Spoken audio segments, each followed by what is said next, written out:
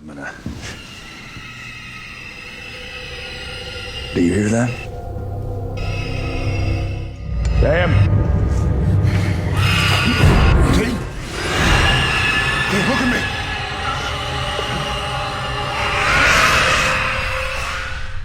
Hey guys, what's happening? Niyat here with Film Comics Explained, and today we'll be taking a look at the Banshees featured in Season 11 of Supernatural in an episode titled Into the Mystic. The Banshee, originating from the Gaelic word Banshee, meaning fairy woman or woman of the fairy mounds, is a supernatural being found in Irish folklore. Traditionally considered a type of fairy, she's a feminine entity whose cry signals the coming of death. I thought banshees were good. The ones tied to the fairy lore are. They cry out as a warning to victims' impending death, but these guys are malevolent banshees. Total dickbags. They use their piercing scream to drive their prey crazy. In Ireland and parts of Scotland, women were customarily appointed to wail at funerals. Evidence indicates that this practice, known as keening, went back as far as the 16th century. According to legend, if the deceased was part of a noble family, the duty of keening would be carried out not by an ordinary human woman, but by a fairy woman, or banshee. Over time, the word banshee came to describe a specific type of fairy woman and ghost that was a creature with the power to foretell death with a piercing scream.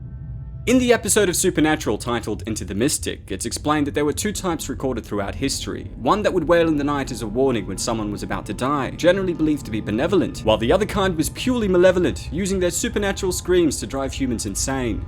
Once their victims had lost their minds, they would begin to bash their own heads in, leading to their deaths, upon which the banshee would then start feeding on their frontal lobe.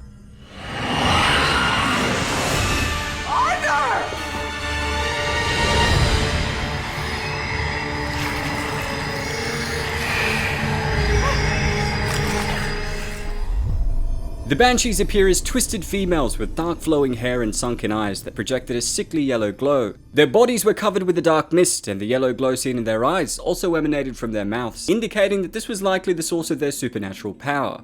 These malevolent spirits had a number of unique abilities and powers, including their piercing screams, intangibility, camouflage, invulnerability, telekinesis, flight, and electromagnetic interference. Their screams, as mentioned earlier, were supernaturally enhanced, enabling them to cause such intense waves of distress that their victims would feel as though they had no choice but to end their lives to relieve it. It's also important to note that their screams were powerful enough to cause people to go deaf, as was seen with Aileen. Their intangibility and camouflage made it difficult to spot them until it was already too late, which, coupled with their relative invulnerability, their influence on electromagnetic fields, and their telekinesis, made them a force of supernature. In saying that, the Banshees did have a few weaknesses that experienced people could use to defeat them. For starters, the creatures had a sensitivity to gold, and any weapon made of pure gold was able to hurt them.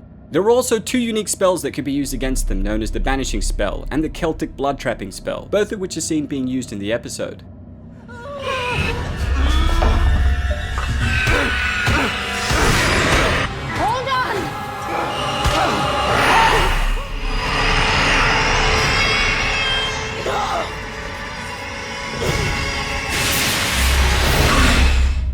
In the television series, it's explained that in 1986, a banshee had broken into the Leahy house in County Cork, Ireland, with the intention of feeding on Padraig Leahy, who had been suffering a nervous breakdown from losing his job. The banshee successfully corrupts Padraig and begins feeding on him, and just as it's about to feed on his infant daughter Aileen, his wife Maura is able to banish the creature at the cost of her own life. Having lost her family and her hearing during the incident, Aileen essentially dedicates her life to hunting the foul creatures that had taken her family away. And with the assistance of Sam and Dean, as well as a resident called Mildred, Aileen is able to come full circle by not only confronting the Banshee, but also defeating it. It's an invisible killer. What do you think, Scully? Want to check it out? I'm not Scully, you're Scully. No, I'm Mulder. You're a redheaded woman. I love Supernatural, and the TV series used to be one of my favorites growing up, and although some seasons had become extremely formulaic, the show has done an incredible job at introducing us to some of the most unique creatures, monsters, and demons from humanity's collective religions, mythologies, and folklore.